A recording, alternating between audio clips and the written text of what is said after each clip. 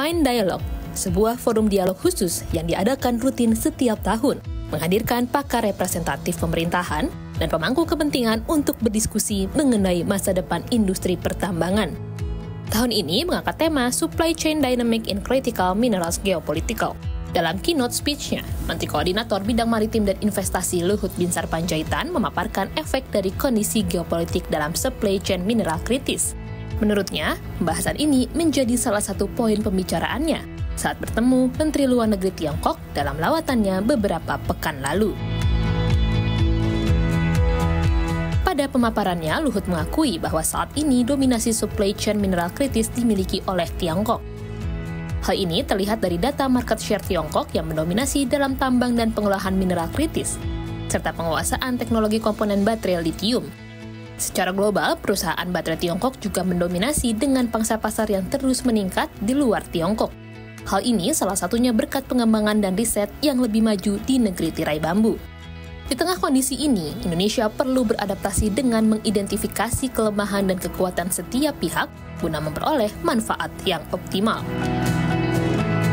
Kita harus bisa bernavigasi di celah-celah pertentangan dunia ini. Saya pikir peraturan-peraturan kita harus lebih fleksibel dan saya juga ingin kita mengharmonisasi banyak peraturan yang kadang-kadang seperti saya singgung tadi, ada peraturan satu kementerian itu mengikat pada kementerian lain. Tidak mudah, tapi saya optimis bahwa Indonesia akan lebih bagus ke depan. Saya juga kemarin berdiskusi di Universitas Indonesia dengan para guru besar dan saya berikan presentasi saya. Pertanyaan mereka adalah bagaimana kontinuitas daripada pemerintahan ini. Dan dari apa yang saya pelajari, apa yang saya bicara, diskusi dengan presiden terpilih, saya pikir saya tidak lihat ada masalah yang serius.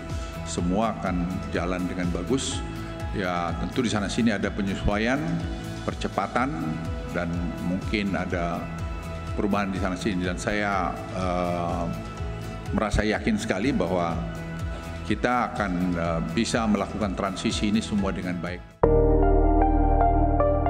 Sementara itu, dalam sambutannya, Direktur Utama Mind ID Hendy Priyosantoso memaparkan kontribusi industri pertambangan dalam mendukung visi Indonesia Emas 2045. Potensi Indonesia dalam pengelolaan mineral kritis dan strategis memang sangat besar. Cadangan nikel dalam negeri mencapai 57% dari cadangan dunia dan menjadi basis pengembangan komponen kendaraan listrik di dalam negeri atau proses hilirisasi. Terbangunnya industri hilir sektor pertambangan akan memberikan dampak positif untuk side bisnis maupun downstream industri, serta manfaat sumber daya alam yang optimal dapat dinikmati lintas generasi. Ia berharap kebijakan tata kelola mineral kritis dan strategis dapat menjawab tantangan persaingan geopolitik global ke depan. Kita mendukung, Pak, kebijakan hilirisasi.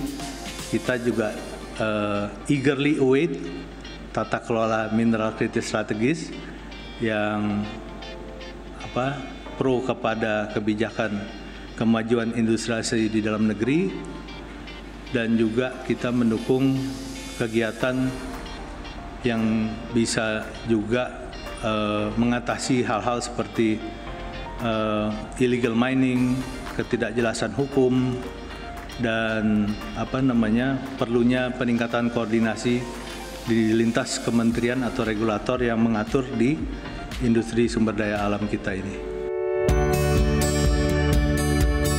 Wakil Menteri Luar Negeri Pahala Mansuri mengatakan tensi geopolitik dunia semakin terasa seiring dengan tensi antara Amerika dan Tiongkok yang semakin memanas. Perang berkepanjangan Ukraina, Rusia, serta konflik di Timur Tengah. Dalam pemaparannya, Wakil Menteri Luar Negeri Pahala Mansuri mengatakan tensi geopolitik dunia semakin terasa seiring dengan tensi antara Amerika dan Tiongkok yang semakin memanas.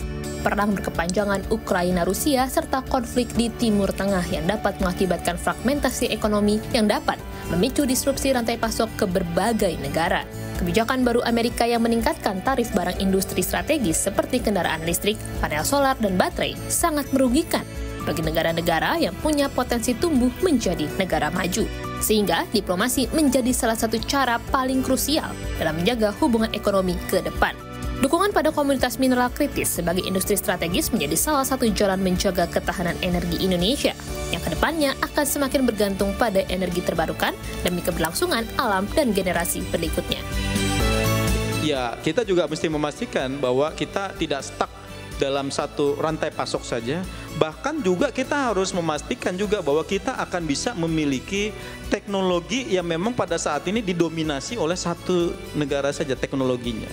Untuk bisa memastikan bahwa hilirisasi yang dilakukan, selain di satu sisi bahwa kita bisa menangkap value added yang ada, kita pun juga tidak stuck dengan teknologi yang dimiliki satu negara saja. Jangan lupa, kalau kita tadi bicara mengenai Inflation Reduction Act, ini nggak cuma bicara mengenai permodalan yang berasal untuk bisa mengelola itu nikel ataupun critical mineral yang berasal dari satu negara saja. Tapi juga ternyata kalau kita baca peraturan mengenai IRA dan juga aturan-aturan turunannya, seperti misalnya aturan FEOC yang ada, juga mengatur mengenai bagaimana ketergantungan kita terkait mengenai teknologi yang berasal dari satu negara tersebut. Dukungan pada komoditas mineral kritis sebagai industri strategis menjadi salah satu jalan menjaga ketahanan energi Indonesia yang kedepannya akan semakin bergantung pada energi baru terbarukan demi keberlangsungan alam dan generasi berikutnya. Tim Liputan CNBC Indonesia.